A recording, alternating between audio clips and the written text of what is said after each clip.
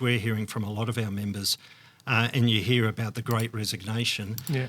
A lot of people, unfortunately, are resigning from the industry because it is hard. Yep. And it's harder now than what it ever has been, trying to get space on vessels, trying to explain why you can't at times to your customers.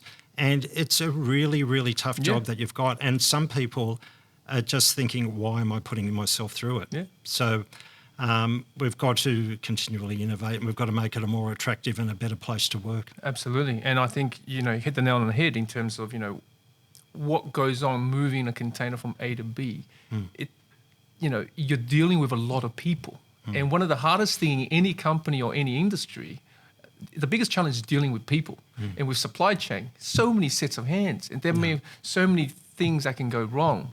So for the operator there pulling the lever, it takes a lot of hard work. But how we have sold our service as an industry, we have failed the very people who's servicing it because they're not treated as a professional. Right? The messaging hasn't been strong enough to say we are a profession. We've commoditized every single segment. I recall back in the days when you were a customs broker, rightly so, that was a prestigious role. You were getting paid, back in the days by the customer, a lot more money to clear a shipment than it is today. The constant downward pressure, and I dare I say, I don't want to be bashing any sector, but, by the multinationals, they bastardized the entire service that is customs clearance, right? Because they rolled it in, and it's like, do you want fries with it, as opposed to this is a fundamental important part of import-export, Look, Lar, you've really...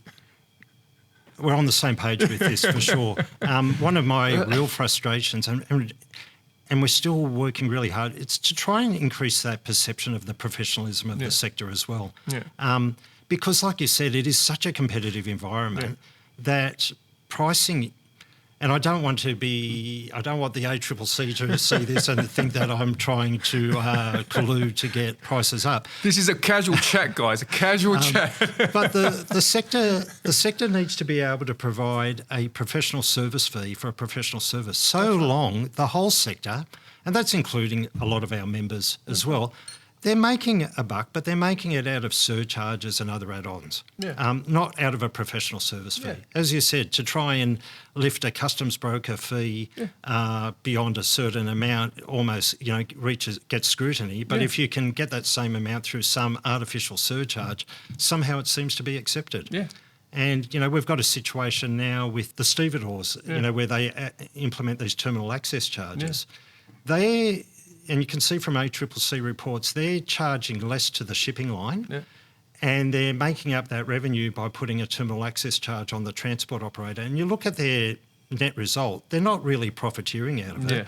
They're just making money off a third party through a surcharge that the payer has no influence over the service or price. And then that gets passed down and cascades through the supply chain. To me... And one of the things we're advocating for is we say, look, the stevedores, like everyone else, needs to be profitable. But enforce them to charge their commercial client, the shipping line. If the shipping line then can't absorb those costs, then they pass it on in negotiations with the freight forwarder, the importer, the exporter. But as it is now, everyone's making a buck, but not through the right channels. And we're seeing it now with LCL depots as well and others. It's I don't know how we can turn that around, but it'd be... In a perfect world, we'd be in an environment where everyone would be comfortable to charge a professional service fee to their commercial client, and that would be, seen as being acceptable. Well, I see this as a systemic issue of generally the industry being very short-sighted, right? We are our own worst enemy, right? Like, let's go back to the clearance subject, right? Whatever it is, $100, $150, right? And the Border Force now needs to go... enforce compliance. Things are just not done like how it's used to be. Well, no wonder. When you can't compensate the broker to do a proper job and you're literally charging peanuts, what kind of work do you actually realistically return? Now, if the brokers, if they were able to get more revenue for that profession or be recognised as such and be rewarded as such, I can assure you there'll be a lot less compliance issues. That's saving the Australian Border Force dramas as well. So Like anything, you know, if you pay peanuts, you're going to get monkeys. Well, you take that to the other extreme. I would say the level of compliance on imports is still pretty good. You know, with the professionalism that we've got with the broker community in general is very impressive, especially when you compare it to other parts of the world. Right. Where it's lacking is on exports. Right.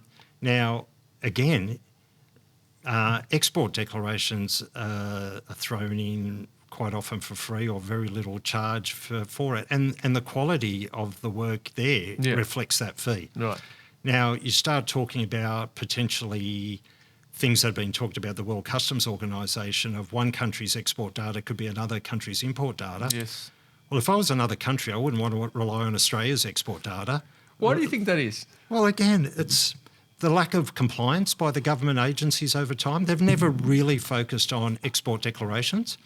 And because of that, I think the industry gets sloppy and it goes down to the lowest common denominator. Right.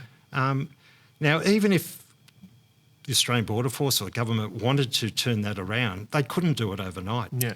It would need a focus of time to allow enough people to get trained to the level of, say, a customs broker on imports to be able to do the export work. And we couldn't do that overnight, even if we tried. Yeah.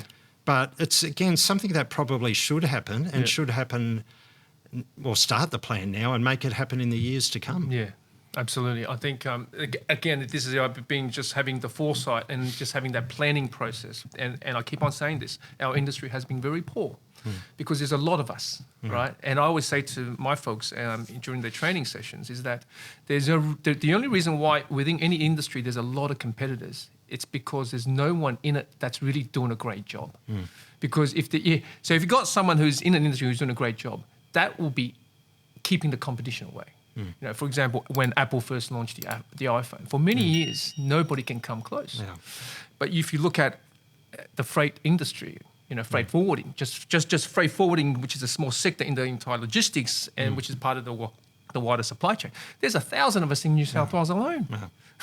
Yeah. So, yes, we all know the big guys and we all know their names, but then there is just so many of us. So we ask, well, no one's really doing that good of a job where there's room for all these competitors. Yeah. Sure, there's a lot of fly-by-nights and what have you, but the principle remains true.